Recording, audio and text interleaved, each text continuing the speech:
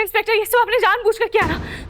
आप मेरे पति को पहले से ही दोषी मान चुके हैं, इसीलिए आपने ये सब किया ना? इंस्पेक्टर, ये आपने सही नहीं किया। मैं अभी दूसरे पेपर लाता हूँ। शाम के 6 बज चुके हैं। कानून के मुताबिक अब 6 बजे बाद किसी को छोड़ते नहीं। अब आप एक काम करो, आप मंडे को आओ।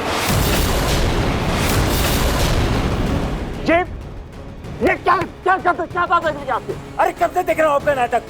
पापा जी प्लीज शांत हो जाइए। अरे कैसे शांत हो जाओ? अरे समय से पेपर लेके आए हैं, उसके बाद भी ये आदमी परेशान किया जा रहा है। पापा, अरे छोड़ मेरे बेटे को, चुप। अबे बाप बेटे दोनों को सड़ा दूंगा जेल में।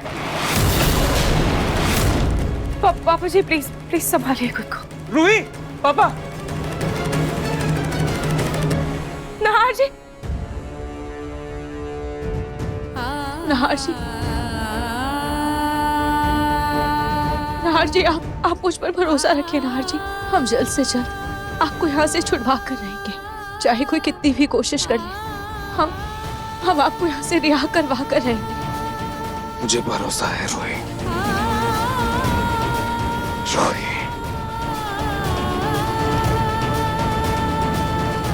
चलो चलो निकलो यहाँ से, ये कोई मिलने का समय नहीं है। एक मिनट, एक सेकंड मेरी बात सुनिए। मिलने का समय नहीं है। प्लीज मेरी बात तो सुनिए। प्लीज मुझे छोड़िए नाहर जी। रोही जी, रतन जी, आप प्लीज चलिए यहाँ से। अगर हमने लॉ एंड ऑर्डर का पालन नहीं किया तो बेल कैंसिल भी हो सकती है। प्लीज चलिए आप। चलो रोही बेटा। नाहर जी, चलो चलो चलो चलो निकलो।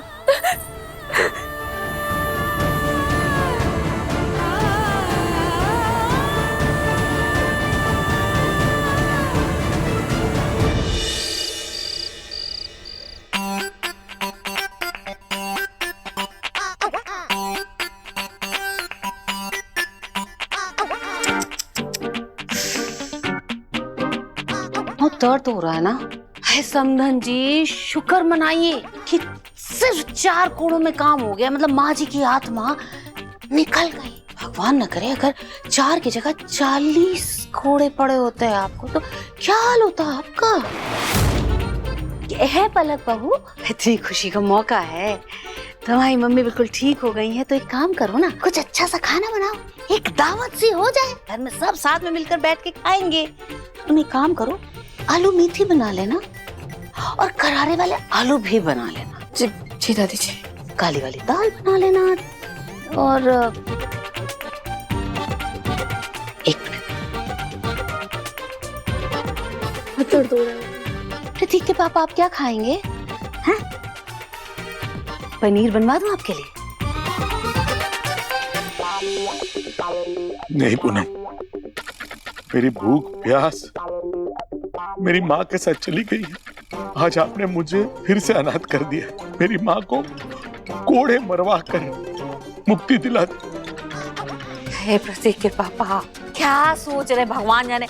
आपकी माँ को गए बरसों बीत चुके हैं, बरसों। हाँ, लेकिन वो फिर से आई थी ना, अपने पर पोते का मुंह देखने के लिए। लेकिन आपसे तो वो भी बर्दाश्त नहीं हुआ। आप लोग मनाइए अपनी खुशियां, मुझे कुछ नहीं खाना। अरे प्रतीक के पापा, मेरी बात तो सुनिए। अरे ऐसे समय से पहले इनका बुढ़ापा शुरू हो गया है, अभी से सठियाने लगे। क्या करूं? कोई बात नहीं, बस तो थोड़ी देर की दर्द। पलक बेटा, हमारा एक बहुत पुराना सुनार है, घर से थोड़ी दूर है। उसके पास मैंने तुम्हारे लिए सोने की अंगूठी बनने दी है, अब तक तैयार हो गई होगी। तुम जाकर ले आओगी क्या? अंगूठी मेरे लिए? किसके लिए बनवाऊंगी बेटा? घर की बहू कौन? तुम। तो अंगूठी किसके लिए आएगी? तुम्हारे लिए। याद से ले आना, ठीक है? जी दादी जी। इन माँ बेटी ने मिलकर मेरा तमाशा बनाया, अब कल इनका तमाशा बनेगा। क्या? नाहर को जमानत नहीं मिली? रतन, ये पैसा, ये धन दौलत, ये तुम्हारी इतनी सारी पहचान किस काम की है तुम्हारे? अगर तुम अपने बेटे को जमानत पर रिहा में नहीं कर पाए। माँ, उस इंस्पेक्टर ने मान लिया है कि हमारा नाहर कातिल है। उसने समय खत्म होने का बहाना करके उसने हमारी जमानत की अर्जी नामंजूर कर दी। पर पापा, भैया को आज जमानत नहीं मिली ना, मतलब कल तो घर वो आ सकते हैं ना? अपनी दीदी, उस इंस्पेक्टर ने जमानत के पेपर्स खराब कर दिए और अभी 2 दिन कचहरी बंद है, तो नाहर जी की जमानत अब सीधा सोमवार को ही हो पाएगी।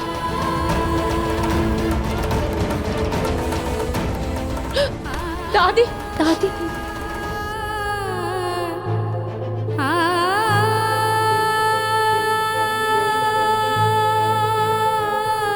दादी ये लीजिए, पानी पीजिए, संभालिए खुद को।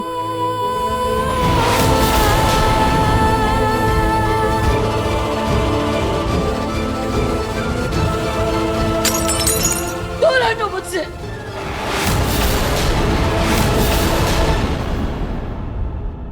पहले मेरे पोते को जेल भेज दिया और अब पानी देकर फिक्र करने का नाटक कर रही हो।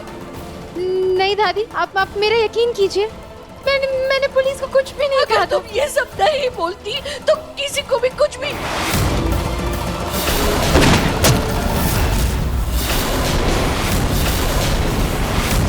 तो किसी को भी नाहर पर शक नहीं होता। जूही, तुम्हारे लिए मैं अपने परिवार से लड़ गया था, हर वक्त तुम्हारा साथ दिया, और आज तुमने मेरे ही भाई को जेल भिजवा दिया। नहीं समर, प्लीज मेरे यकीन करो, मैंने जीजू के खिलाफ कुछ भी नहीं कहा है। जूही, तुमने जो कहा उसकी वजह से आज मेरा भाई जेल में है।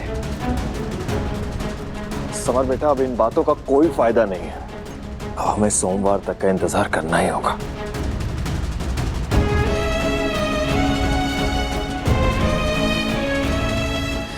दादी संभालिए खुद को, सब ठीक हो जाएगा। आप चलिए कमरे में, चलिए आप शांत। रूही, सब मुझे गलत समझ रहे हैं। क्या तू भी मुझे गलत समझती है? क्या तुझे भी लगता है कि मैं कुछ गलत कहा था?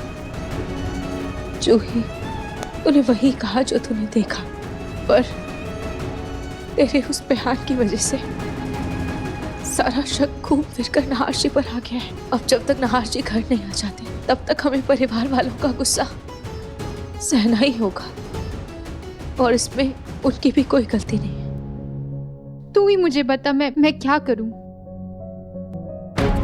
जूही, तू बस उस असली कातिल का पता लगाने में मेरी मदद कर। तुमने जो बाबा जी भेजे थे, क्या काम किया उन्होंने? मेरी बहू और उसकी माँ दोनों तो भूत के नाम से ऐसे डरे कि पूछो मत। ये लो, तुम्हारा है ना, पूरे 3 महीने का राशन है इसमें। अपना राशन अपने पास ही रखो, मुझे तो पैसे चाहिए। डील तो हमारी राशन की हुई थी। अरे तुम राशन देती कहाँ हो? 2 किलो चावल में से 1 किलो तो कंकड़ होता है, और 5 किलो दाल में 3 किलो मिट्टी। इसलिए ये राशन अपने पास ही रखो, मुझे तो इंटरनेट से पैसे सेंड कर दो। 1 महीने का राशन 2000 के हिसाब से 3 महीने का हुआ 6000। 1 मिनट, चिल्लर नहीं चाहिए 6000, पूरे 25,000 चाहिए मुझे। क्या? 25,000 रुपए? पागल आगे होगी हो क्या? 25,000 रुपए लोगे? 25,000 सोना खाती हो क्या? 25,000 का कौन सा राशन होता है? अरे इस महंगाई के जमाने में 2000 का कौन सा राशन आता है? इसलिए पूरे 3 महीने का मैं 25,000 लूंगी, वरना सच्चाई बताने की कीमत भाई साहब भी मुझे दे देंगे। ये भाई साहब की धमकी मुझे मत दो, समझी ना? दे रही हूँ 25,000 रुपए को, दे रही हूँ ना। चेक करो आया कि नहीं मेरा फोन, क्या देख रही हो? सुनो, तुमसे एक काम और भी है। उसके 5,000 पहले लूंगी। ये बड़ी लालची हो गई हो तुम तो, और दिन ब दिन बढ़ती जा रही तुम्हारी लालच। मतलब दे रही चेक करो। आया? हाँ। बोलो, तुम क्या किसी ऐसे आदमी को जानते हो जो कि पागल खाने में काम करता हो? पागल खाने? हाँ, मुझे चाहिए। तुम ठीक तो हो ना? अरे यार, मुझे किसी के लिए जरूरत है। जानती तो नहीं हूँ, लेकिन तुम्हारे लिए पता जरूर करवा सकती हूँ। लेकिन अगर तुम्हारा काम हो गया तो उसके 10,000 रुपए अलग से लूंगी। दे दूंगी 10,000 रुपए, लेकिन मेरा काम जल्द से जल्द होना चाहिए। हाँ हाँ, मैं चलूं? अरे एक मिनट, राशन लेके पैसे लेके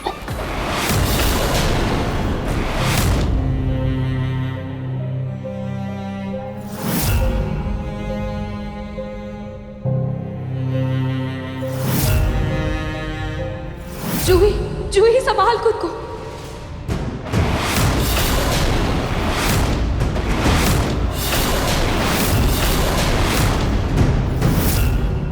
आखिर उस नकली रूही का कत्ल किया किसने होगा? जरूर उसकी कड़ी उस इंसान से जुड़ी हुई है जो उसे हमारे घर में लेकर आया था। पर वो है कौन?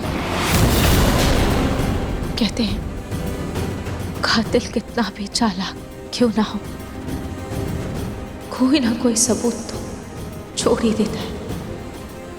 क्या पता मुझे इस कमरे में कोई ऐसा सबूत मिल जाए जिससे मैं उस शख्स का पता लगा सकूं।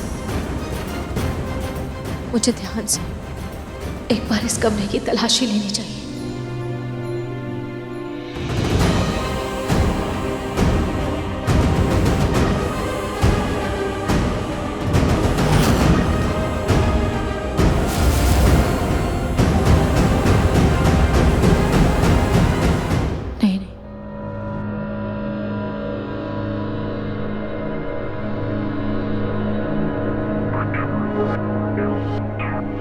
विंडो से अंदर जाने की कोशिश करती हूँ।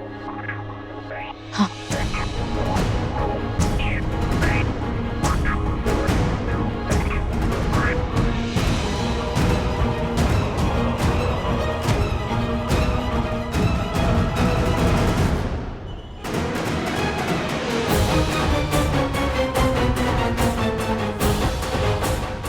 ये कातिल तो बहुत ही शातिर है। इसने कहीं भी कोई भी निशान नहीं छोड़ा, पर उस बंदूक पर तो नाहर जी के हाथों के साथ साथ उस कातिल के भी हाथों के निशान होंगे ना।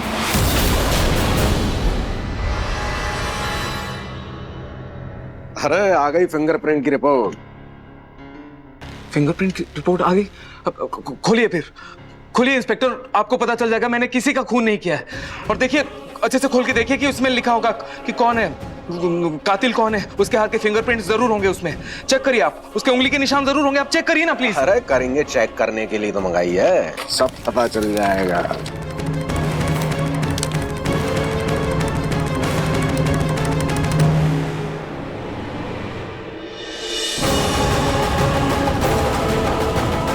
सही कहा तूने, उस गन पर असली कातिल की उंगली के निशान होंगे।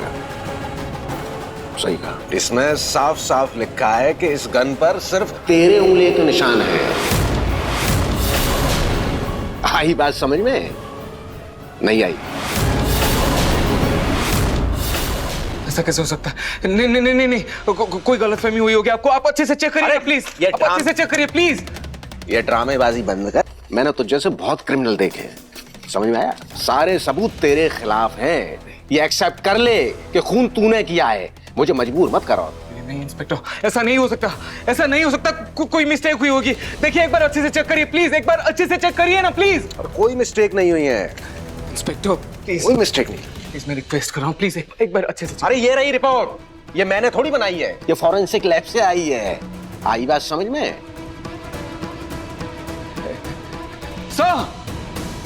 सर मेरी बात तो सुनिए, मैंने किसी का खून नहीं किया। मैं क्यों खून करूंगा किसी?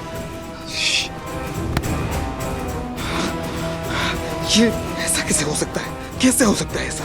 उसमें खूनी के फिंगरप्रिंट्स, उसके उंगली के निशान कैसे नहीं हो सकते? कैसे नहीं है? आखिर खूनी है कौन?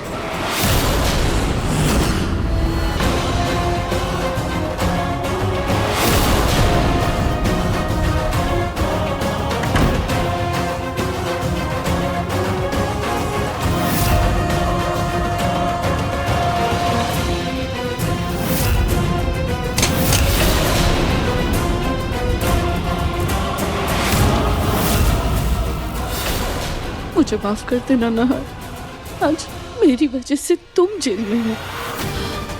पर मैंने उस बंदूक पर से अपनी उंगलियों के निशान मिटा दिए थे, तो तुम्हें वो बंदूक उठाने की क्या जरूरत थी? अब उस पर से तुम्हारी उंगलियों के निशान हैं और मैं किसी को सच नहीं बता सकती, क्योंकि वो बंदूक भी तो मैंने उसे डराने के लिए ब्लैक में खरीदी थी।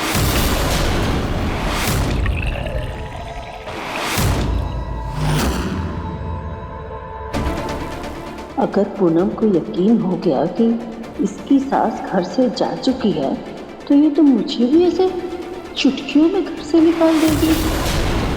पूनम बहू,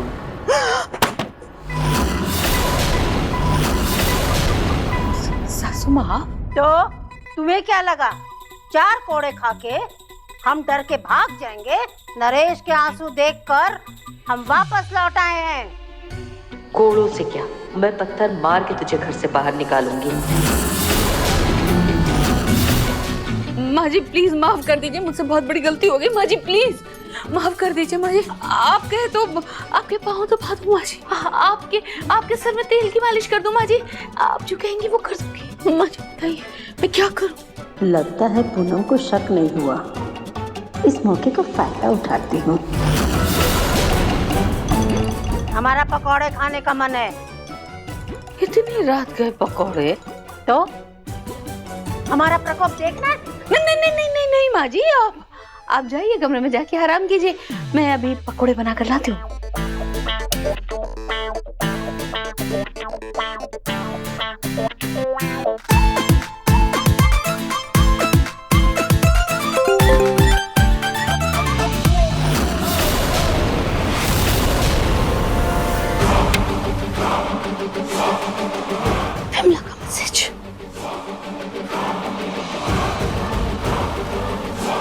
इसने तो उस पागल खाने वाले आदमी का पता लगा लिया है। मुझे अच्छे से याद है, मैंने उस बंदूक में से सारी गोलियां निकाल ली थी, तो फिर उस नकली रुई पर गोली कैसे, कहां से गोली चली उस पर?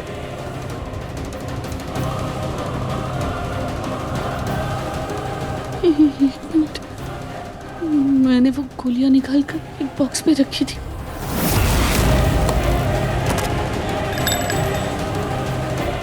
एक, 2, 3, 4, 5, 6, ये तो पूरी 6 की 6 है। तो फिर नकली रूही पर गोली कहां से चली? उस नकली रूही को घर में लेकर आई थी कि असली रूही से छुटकारा मिले, और अब वो असली रूही वापस घर में आके मेरे सर पे बैठ गई है और ये नकली रूही मर गई है। लगता है मुझे मेरे कर्मों की सजा मिल रही है, लेकिन कहीं मेरी वजह से मेरे पोते को सजा ना हो जाए। हे भगवान, मैं करूं भी तो क्या करूं?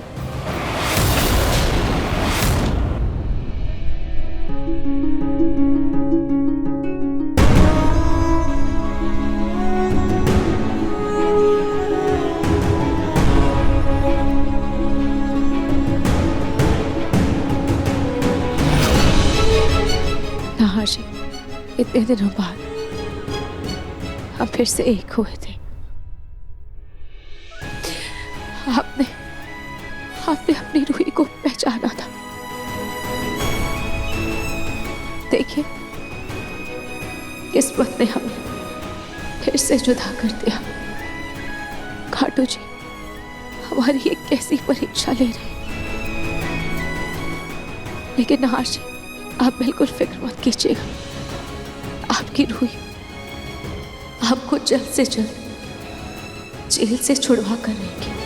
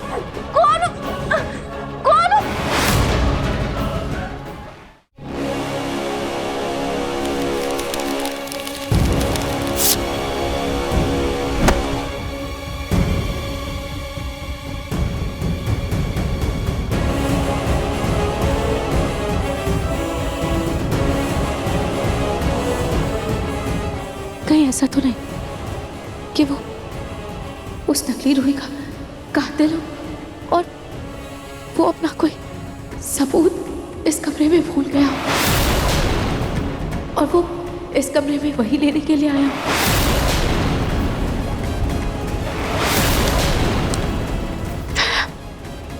क्या लिखा है इसमें? कुछ समझ में ही नहीं आ रहा है, पर किसी स्टोर की पर्ची लग रही है। कौन से स्टोर की पर्ची हो सकती है? ये जिस भी स्टोर की पर्ची है, कल मुझे इसके बारे में पता लगाना ही होगा।